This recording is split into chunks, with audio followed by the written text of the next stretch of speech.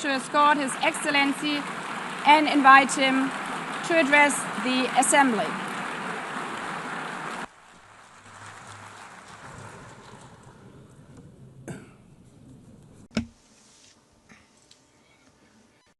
Madam President of the General Assembly, Annalena Baerbock, Mr. Secretary General Antonio Guterres, dear heads of state and government, and representatives of the member states gathered here. This should be a time to celebrate the United Nations.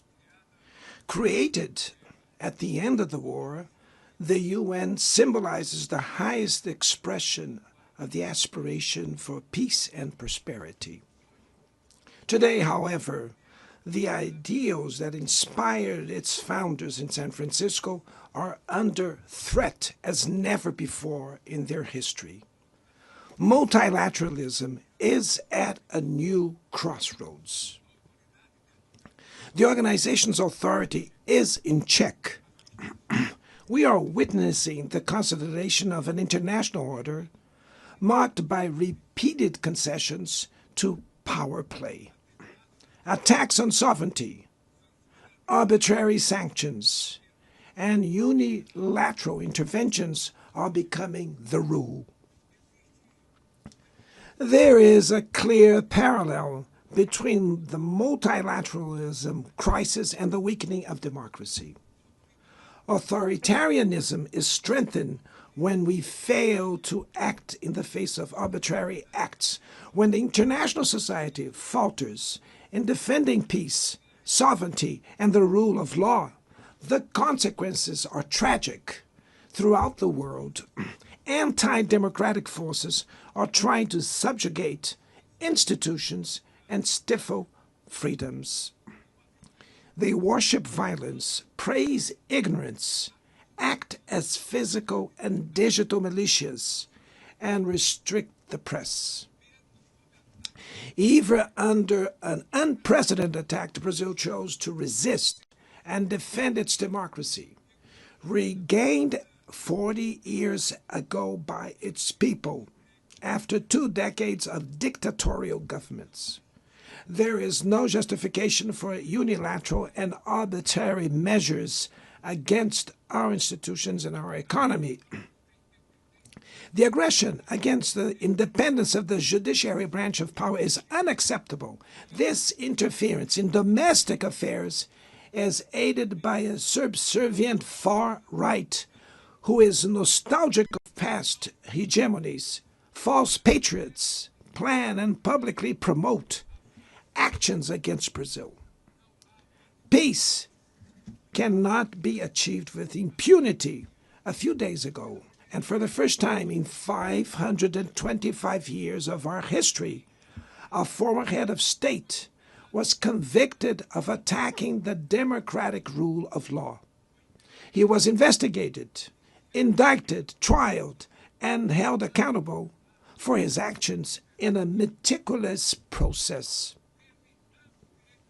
He has the right to defend himself was secured, a prerogative that dictatorships deny to their victims. Before the eyes of the world, Brazil sent a message to all aspiring autocrats and those who support them. Our democracy, our sovereignty are non-negotiable.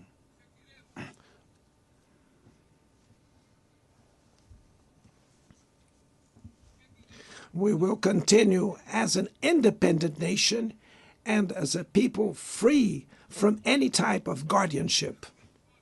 Sound democracies go beyond the electoral ritual.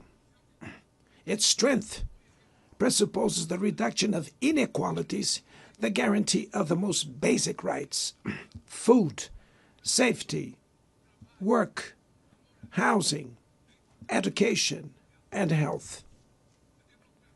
Democracy fails when women earn less than men or die at the hands of partners and family members. It loses when it closes its doors and blames migrants for the world's ills. Poverty is as much an enemy of democracy as extremism. Therefore, we were proud to receive confirmation from FAO that Brazil has once again left the hunger map in this year, 2025. But in the world, there are still 670 million hungry people, and about 2.3 billion face food insecurity. The only war of which everyone can emerge victorious is the one we wage against hunger and poverty. This is the goal of the global alliance we launched at the G20 and which has the support of 103 countries. The international community needs to revise its priorities, reduce arms spending, and increase development aid. Relieve the service of the foreign debt of the poorest countries, above all African nations, and set minimum global tax standards so that the super rich pay more taxes than workers. Democracy is also measured by the ability to protect families and the childhood. Digital platforms offer possibilities for us to come together in ways we never imagined. But they have been used for sowing intolerance, misogyny, xenophobia, and misinformation. The internet cannot be a land of lawlessness. It's up to governments to protect the most vulnerable. Regulating does not mean restraining freedom of expression. It's about ensuring that what is already illegal in the real world is treated the way in the virtual environment. Attacks on regulation serve to cover up hidden interests and provide shelter for crimes such as fraud, human trafficking, pedophilia, and attacks against democracy. The Brazilian parliament was right to rush to address this issue. Last week, I proudly enacted one of the world's most advanced laws for the protection of children and adolescents in the digital environment. Also, we sent draft bills to the National Congress to foster competition in digital markets and to encourage the installation of sustainable data centers.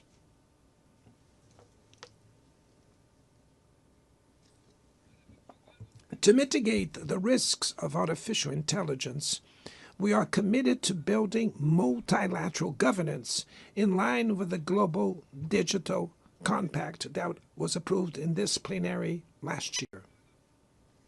Ladies and gentlemen, Your Excellencies, in Latin America and the Caribbean, we are experiencing a time of growing polarization and instability. Maintaining the region as a zone of peace is and was our priority. We are a continent free of weapons of mass destruction, without ethnic or religious conflicts. The comparison between crime and terrorism is worrying. The most effective way to combat drug trafficking is to cooperate to suppress money laundering and limit arms trade. Using lethal force in situations that do not constitute armed conflict is tantamount to executing people without trial. Other parts of the planet have already witnessed interventions that cause greater damage than intended, with serious humanitarian consequences. The path to dialogue must not be closed in Venezuela.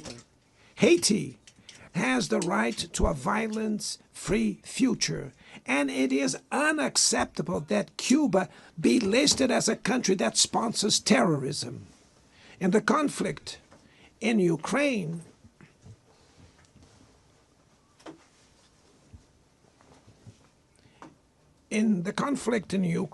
we all already know that there will be no military solution. The recent meeting in Alaska raised hopes for a negotiated way out. It's necessary to pave the way for a realistic solution. This implies taking into account the legitimate security concerns of all parties. The African Initiative and the Friends for Peace group created by China and Brazil can help promote dialogue and a diplomatic solution. No situation is more emblematic of the disproportionate and illegal use of force than the one occurring in Palestine. The terrorist attacks perpetrated by Hamas are indefensible from any angle, but nothing, absolutely nothing, justifies the ongoing genocide in Gaza.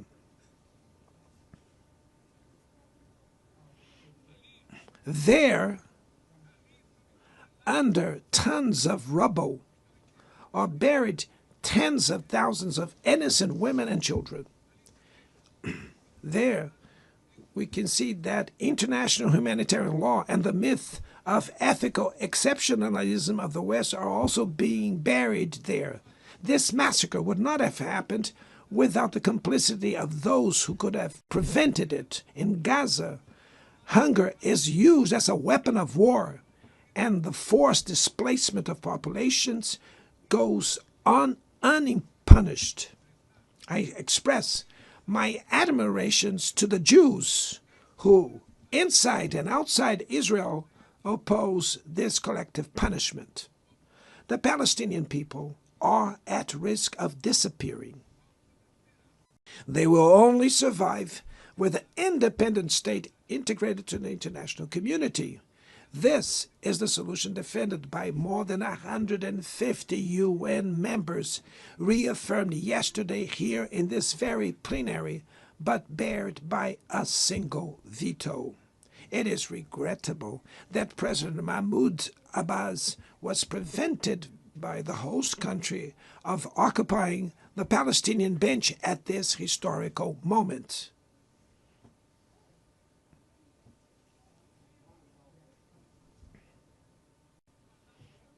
The spread of this conflict to Lebanon, Syria, Iran, Qatar is fueling an unprecedented arms build-up. Madam President, bombs and nuclear weapons will not protect us from the climate crisis. The year of 24 was the warmest already registered.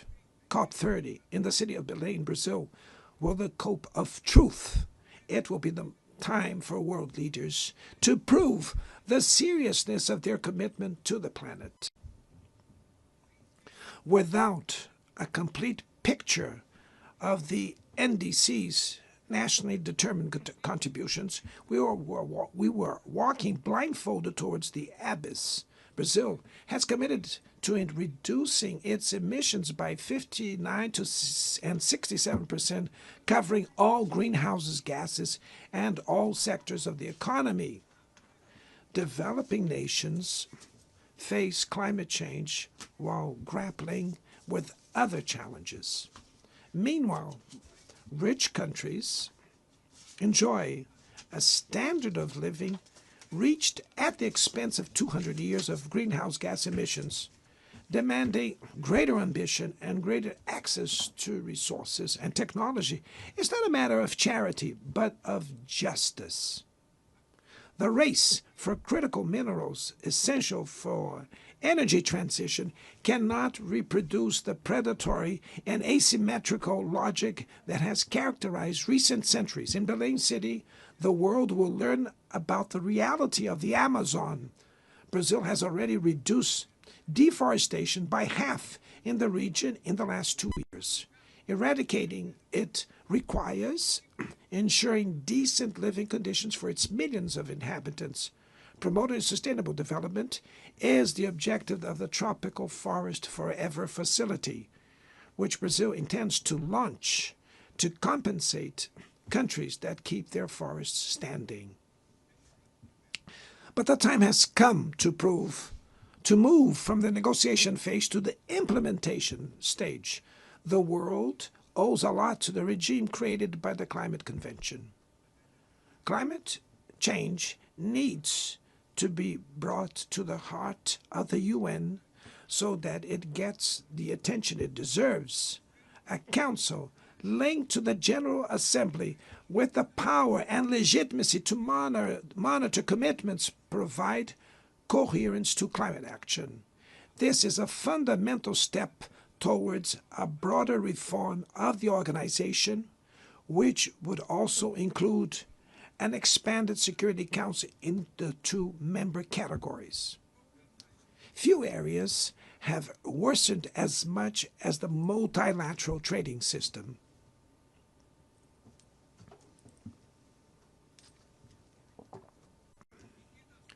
Unilateral measures have rendered fundamental principles, such as the most favored nations clauses, meaningless.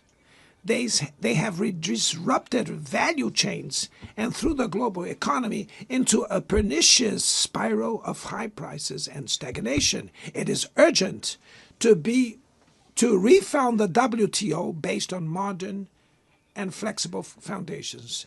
Your Excellencies, ladies and gentlemen, this year, the world lost 2 exceptional public figures. Former Uruguayan President Pepe Mujica and our dear Pope Francis, both embodied the best humanist values like no other.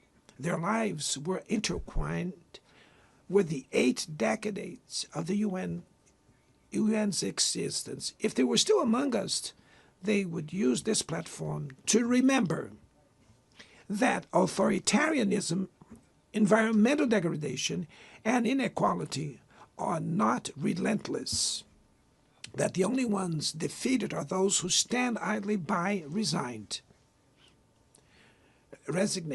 and that we can defeat the false prophets and oligarchs who exploit fear and monetize hate, and that tomorrow is made of daily choices, and it takes courage to act to transform it. In the future that Brazil envisions, there is no room for the reenactment of ideological rivalries or spheres of influence. Confrontation is not inevitable. We need leaders with clear visions who understand that the international order is not a zero-sum game. The 21st century will be increasingly multipolar. For it to remain peaceful, it cannot fall to multilateral. Brazil is giving increasing importance to the European Union, the African Union, ASEAN, CELAC, BRICS, and the G20. The voice of the Global South must be heard. The UN has today almost 4 times more members than the 51 who were at its foundation. Our historic mission is to make it once again a barrier of hope and a promoter of equality, peace, sustainable development, diversity, and tolerance. May God bless us all. And thank you very much.